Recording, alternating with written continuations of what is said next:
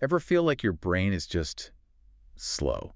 Hmm. Like you're wading through mental fog, maybe easily distracted, finding it tough to actually focus on things that, move the needle. Yeah, or even when you're not doing anything demanding, you just feel a bit flat. Blah, blah, Exactly blah. that. It's a feeling so many people grapple with today, isn't it? This always on world. Absolutely. That sense of depleted mental energy, like your internal batteries are just constantly running low. Right.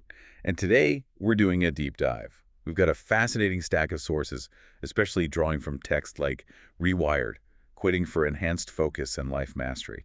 And our mission really is to unlock this surprising truth they point to. Which is? How two habits that seem pretty different, mindlessly scrolling TikTok and smoking cigarettes, are actually incredibly effective thieves. Thieves of your mental energy, stealing focus and drive. Precisely. But maybe even more importantly, we want to unpack the profound, almost astonishing benefits that come when you decide to quit them. Both of them. Okay, so this isn't just about stopping bad habits. It's more like a reset.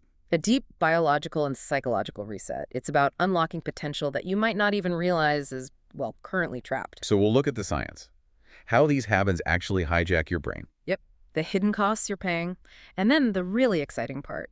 Step by step, what happens as your brain heals. Leading to gains in focus, energy, creativity, Yeah. all that good stuff. Building the life you actually want. That's the goal. Okay, let's get into it. What strikes me first is how these two, like you said, very different behaviors. TikTok and smoking. Yeah. How they end up doing kind of similar damage, especially around dopamine. Dopamine. We hear that word constantly, often just linked to pleasure. Right. But the sources we looked at, they clarify it's much deeper than just feeling good. Absolutely. Dopamine is less about the yay, pleasure moment itself and more about the drive, the anticipation, the pursuit of rewards. So it motivates us to seek things out, learning, connecting, achieving goals, things vital for growth. Exactly. Your brain has a natural cycle for this, maintaining a healthy baseline level of dopamine. But TikTok and smoking, they don't just, gently engage the system. They kind of overpower it. That's a great way to put it. Overpower.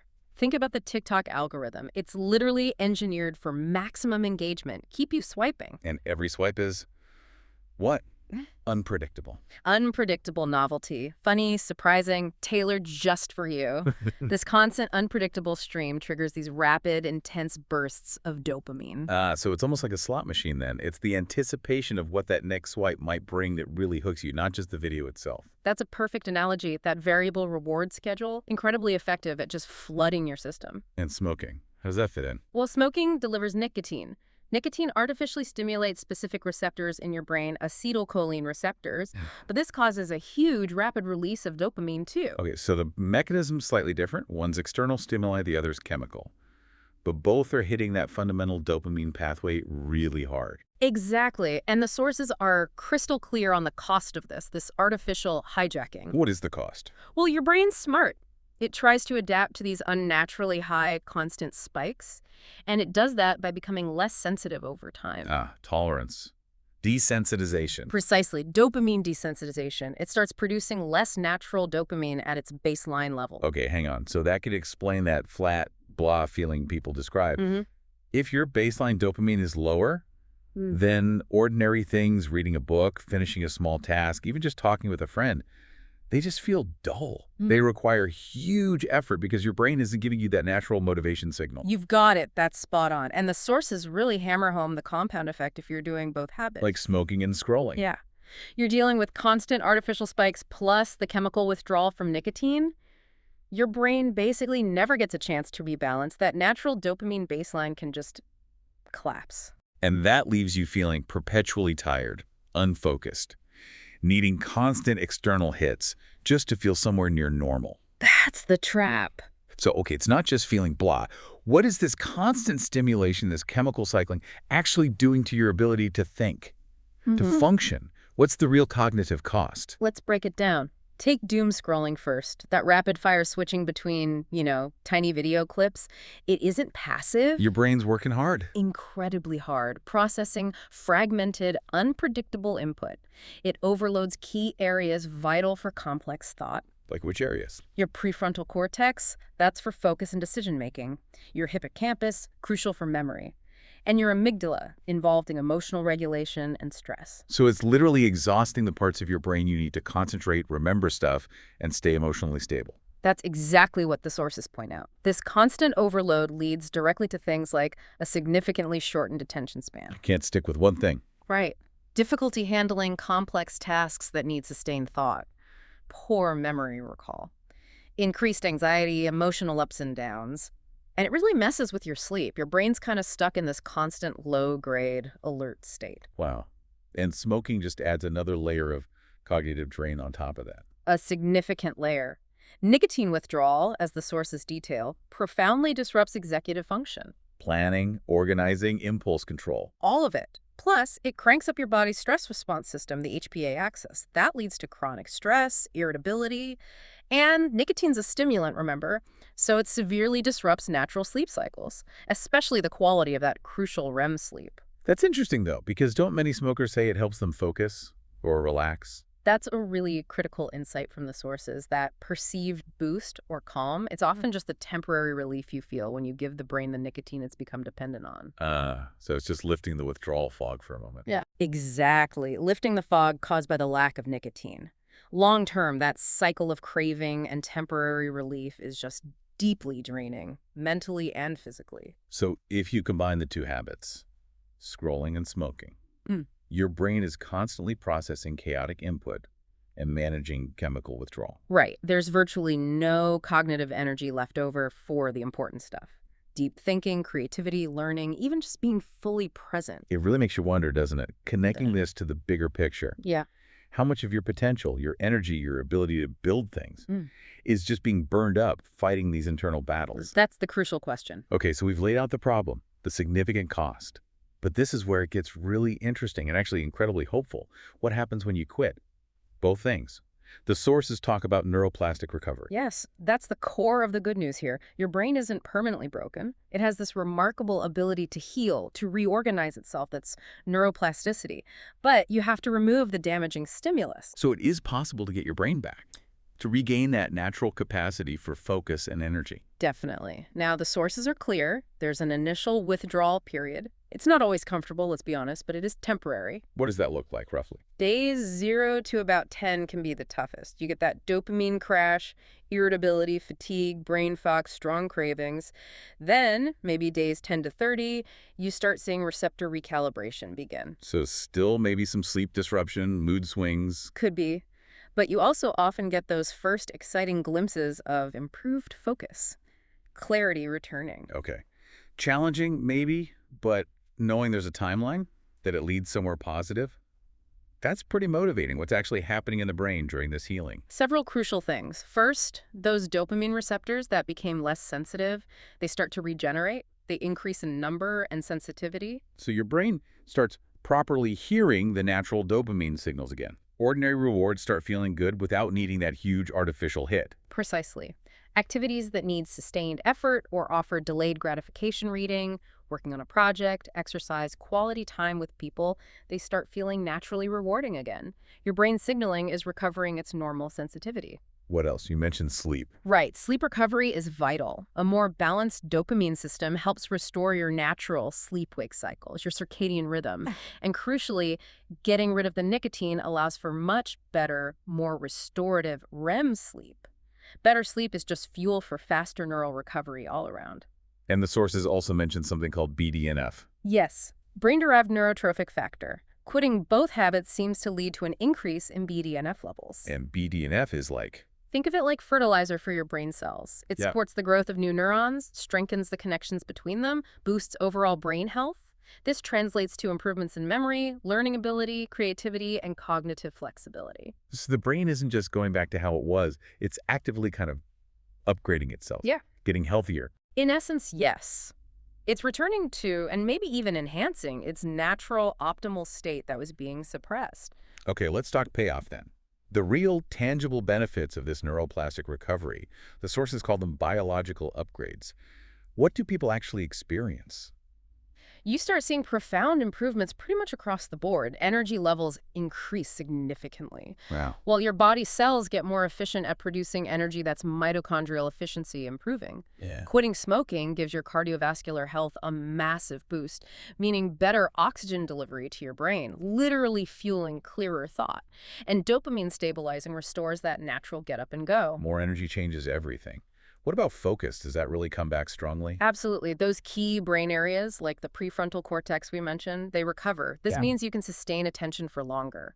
You can tackle complex tasks that felt overwhelming before. And deep work, that state of focused, uninterrupted concentration, it becomes not just possible, but often enjoyable again. And motivation, that feeling of actually wanting to pursue goals, does that return naturally? It does. As your dopamine pathways reset, they start properly rewarding sustained effort towards long-term goals, meaningful achievement, not just those instant gratification hits. Your intrinsic motivation comes back online. What about mood and stress? Less anxiety, less irritability. Definitely. Cortisol levels, your main stress hormone, tend to decrease. This leads to a calmer baseline mood. You also build greater resilience to discomfort and boredom. And the amygdala, the brain's threat detector, becomes less hypersensitive. Creativity is another big one mentioned in the sources. That seems almost counterintuitive to me. I thought constant input fueled creativity. Actually, the sources suggest the opposite. There's something called the default mode network, or DMN. It's the part of your brain active when you're not focused on an external task, when you're daydreaming, introspecting. Hmm. That DMN is crucial for connecting disparate ideas, for generating spontaneous insights, and it's often suppressed by constant external bombardment like doom scrolling. So when you quit, you give it space to work. Exactly. The DMN reactivates. Your mind has space to wander, connect dots, develop new ideas, get a clearer vision. That boredom, which most people run from, actually becomes fertile ground for your creativity. That's a really surprising insight. And the physical benefits, we touched on circulation. Those are significant, yeah. Yeah. Particularly from quitting smoking, obviously, Mhm. but also tied to better sleep and often more physical activity as energy returns. Mhm. You see lower resting heart rate, lower blood pressure, better lung capacity. Improved circulation means more oxygen everywhere, right? Brain, muscles. Exactly, Okay. which directly translates to increased physical stamina, better exercise capacity. You just feel physically more capable. And one benefit the sources highlight, which seems simple, but maybe is the most powerful, the rediscovery of time. Oh, this is huge. Oh. Often overlooked, but profoundly impactful. Think about it. Both habits consume hours each week, hours that just vanish. Yeah. No real return, no lasting memory. Gone. Quitting frees up all that time. Hours you can reinvest. Building skills, relationships, hobbies, learning, exercising. Just being present over weeks, months, years. That reclaimed time compounds into massive personal growth. So it's not just feeling better mentally and physically, it's literally giving yourself back your most valuable resource, time, to actually build something meaningful. Precisely. Now, what's fascinating here, and the sources really emphasize this, is that this isn't just a neurochemical tune-up. It sparks a deeper psychological shift, an identity transformation. And identity shifts. How does quitting scrolling and smoking change your identity? Well, by successfully breaking these deeply ingrained habits many people struggle with, you build undeniable proof for yourself. Proof that you are capable of self-control, of resilience, of tackling difficult challenges. So you develop a stronger sense of agency, like you're actually in control of your life. Exactly. Mental toughness against discomfort, a quiet, deep pride in your daily habits, your choices. It's like moving from an identity defined by chasing external hits, being reactive, to one defined by building internal capacity, being proactive. That's a great way to phrase it. The sources actually contrast the old self, chasing dopamine hits, consuming junk content, feeling reactive, distracted, needing constant stimulation. With the recovered self, someone who builds dopamine naturally through achievement, generates ideas, is strategic, focused, comfortable, even peaceful in moments of quiet or boredom. And this shift in how you see yourself, it often has a ripple effect, right? Leading to other positive habits. Absolutely. Like healthier eating, consistent exercise, it reinforces itself. And the underlying science backs this up, these kinds of changes. It absolutely does. The scientific literature confirms it. Dopamine system recovery, measurable cognitive gains, better sleep, better stress regulation, and that growth in self-efficacy, that belief in your own ability, which reinforces positive long-term change. The sources we looked at even provide a kind of roadmap for this, a dopamine reset map or a transformation timeline. Can you walk us through those phases? Sure. It gives a general idea of the journey. Phase 1 is acute withdrawal. Roughly the first 10 days. This is often the toughest part. Cravings, brain fog, mood swings as the brain starts recalibrating. Okay, brace for impact, but it passes. Right. Phase 2 is adaptation, maybe days 10 to 30. You start seeing sleep improvements. Those first little glimpses of better focus and clarity emerge. Starting to feel a bit better. Then phase 3, neuroplastic recovery. This is roughly months 1 to 3. Mood stabilizes more significantly. Motivation really starts to build noticeably. The mental fog continues to lift. Okay, now we're getting somewhere. Phase 4, dopamine efficiency. Roughly months 3 to 6. This is where creativity often really returns. Deep work becomes genuinely possible, even rewarding. Your ability to think strategically, plan long-term, gets much stronger. So significant cognitive upgrades by this point. Definitely. And finally, phase 5, identity transformation. This is roughly 6 to 12 months and beyond. Full cognitive resilience solidifies. Energy and drive often surpass what they were before the habits took hold. And that identity shift we talked about, it locks in, becomes your new default state. Wow. Okay, so it's not instant, obviously, but within a few months, major differences. Yeah. And within a year, potentially a truly fundamental transformation. Exactly. Now, what's really powerful and where this deep dive gets super exciting is how the sources suggest this recovered state is, and I quote, empire-building fuel. Empire-building fuel. Sounds intense. But the core idea, I gather, is that you weren't necessarily lazy before. You were just chemically hijacked. Quitting removes that internal drag. That's the premise. The sources argue that a big reason people struggle to build meaningful things, a business, a creative project, a fulfilling life, isn't lack of desire or capability. It's often a lack of the underlying neurological capacity. Because it's been drained by overstimulation and addiction. Right. When you quit, you remove that internal friction. Focused, consistent effort starts to feel less like a constant uphill battle and more like, well, your natural state. And the sources lay out a specific strategy for this, a business builder neurostack, aligning recovery phases with actions. Yeah, they break it down into 3 phases, each leveraging the recovering brain state. Phase 1, the detox reset, roughly the first 30 days. Goal here is Start recalibrating dopamine, build tolerance for discomfort and boredom, clear out the mental noise. Actions might be a full digital fast, quitting nicotine completely, maybe using things like cold showers or tough exercise to build discomfort tolerance. daily walks, prioritizing sleep. Exactly. Journaling.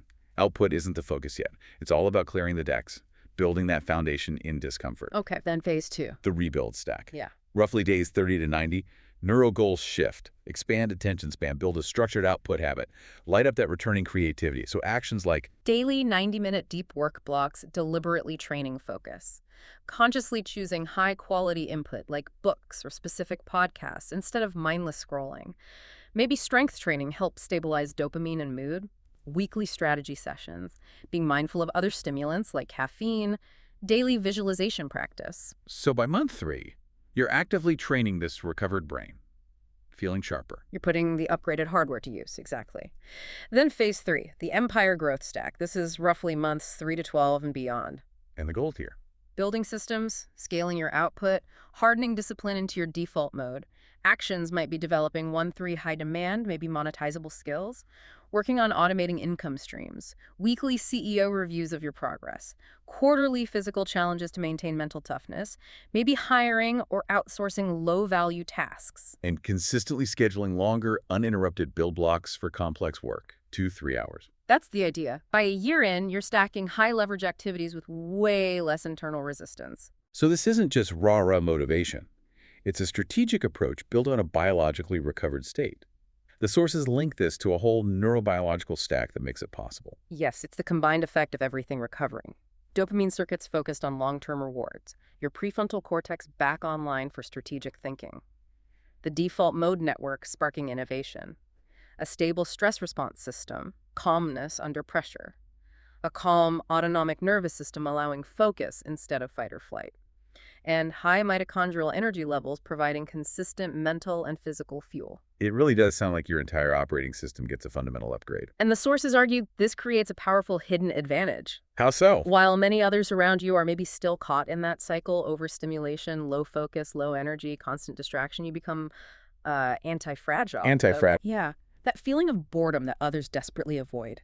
It becomes the space where your mind generates its best ideas, its deepest visions.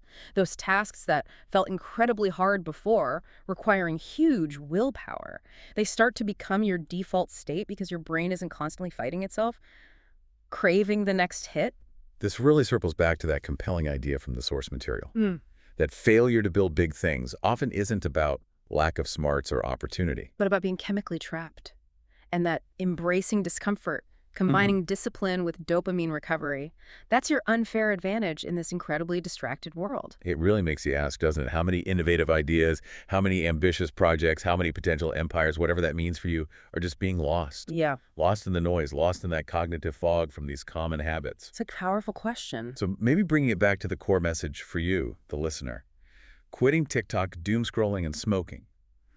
It's not just about deprivation or stopping bad habits. It's really about initiating a profound biological and psychological reset. Restoring your brain's natural power and efficiency? Yeah. You're quite literally giving yourself permission to rebuild your capacity for deep, sustainable satisfaction and accomplishment, moving beyond chasing those fleeting short-term hits. It's about reclaiming your most valuable resources, isn't it? Your attention, your energy, your focus. To pour into building the life you actually want on your own terms. This discipline, this reclaimed mental space and power, it really can become your quiet superpower in a very noisy world. Absolutely. And maybe that leaves us with a final thought to carry with you. Considering these deep biological changes we've talked about, the power that comes from reclaiming your focus, your mental energy, how much of your greatest potential is still waiting to be unlocked simply by choosing to remove the interference and letting your incredible brain do what it's naturally designed to do?